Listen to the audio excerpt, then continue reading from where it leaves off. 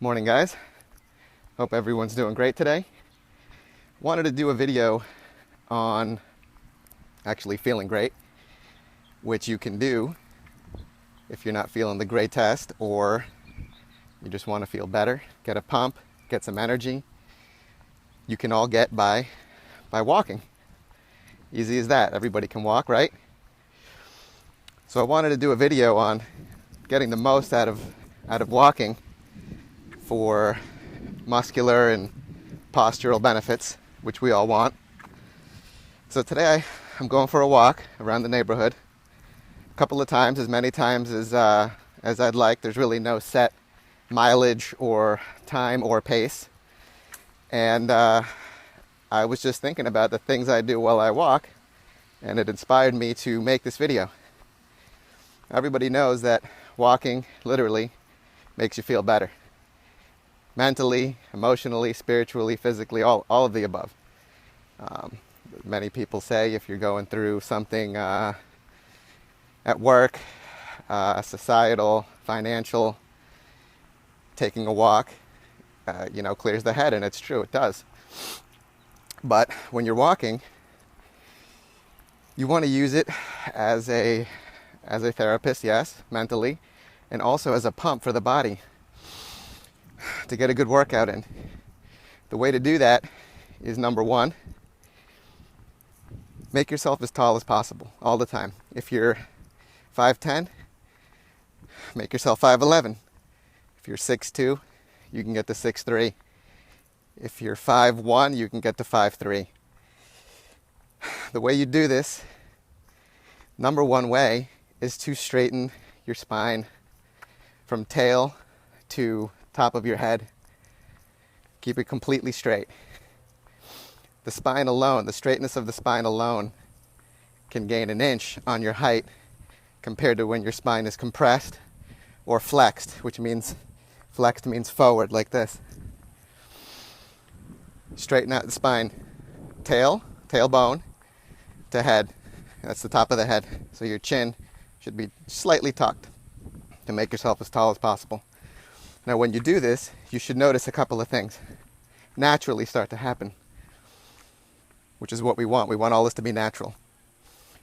When you elongate your spine, you will find that your belly button, your navel, pulls in towards your spine, making your tummy flatter. Okay?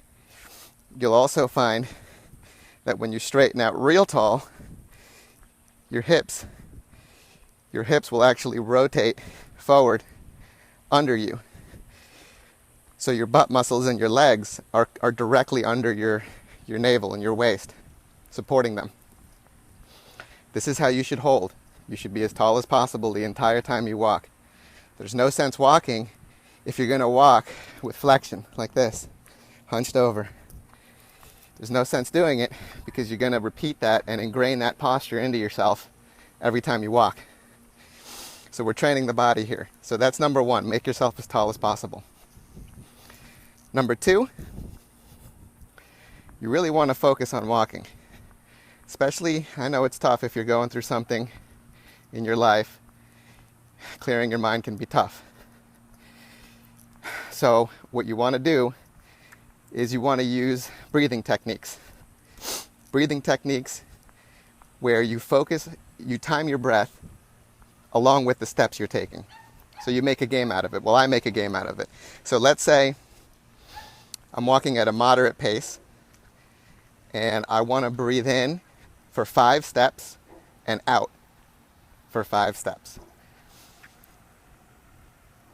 1, 2, 3, 4, 5. 1, 2, 3, 4, 5. Now, along with this breathing, you want to always breathe in and out of your nose. Keep your mouth closed.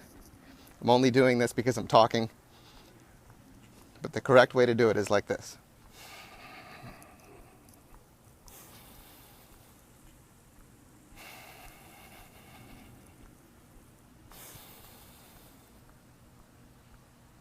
Okay? Now you can have fun with this. By fun, I mean you can change up the steps.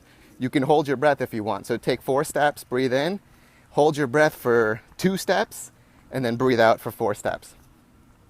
You can play with those numbers all you want. It depends how fast you're walking. If you're walking really fast, you might be able to breathe in for 8 steps and breathe out for 8 steps. If you're walking really, really slow, you might only do 3 or 4 steps in, 3 or 4 steps out. The importance is to stick to it. Get a pump going, get a rhythm going, and that will make your walk more beneficial. Trust me. You will get more benefits out of it immediately. The technique is actually called breathe walking. And if you look it up, it was a meditation invented a long time ago that I learned about from my fitness mentors, Paul Chek and Dan Hellman. So breathe walking. That makes it much more beneficial. And as I mentioned, the other thing you want to do is definitely you want to keep your mouth closed. You do not want to keep your mouth open at all throughout your walk. If you're starting to keep your mouth open, if you lose control of your breath and you cannot time your breathe walking anymore, you just, that's it, then it's time to start wrapping up your walk, because you always want to keep your form good. Now, when I was at the gym a long time ago, before kids and job and everything, I used to go to the gym a lot, and I was a technique perfectionist, a form perfectionist.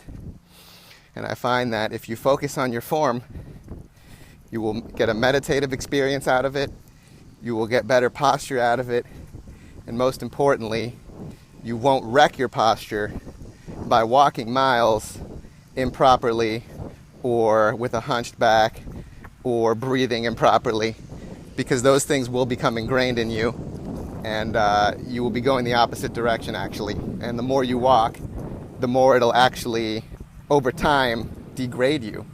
So definitely keep it fun. Hope you use these tips when you walk. If you do, think of them, clear your mind, practice them, perfect them, and always have a little good music in the background. Something nice, something that goes with your mood, and you should develop an amazing rhythm and have an amazing walking experience. So hope you try it out. Hope this benefits you. I will do another video maybe sometime in the future, but for now, stay healthy and enjoy life as much as you can.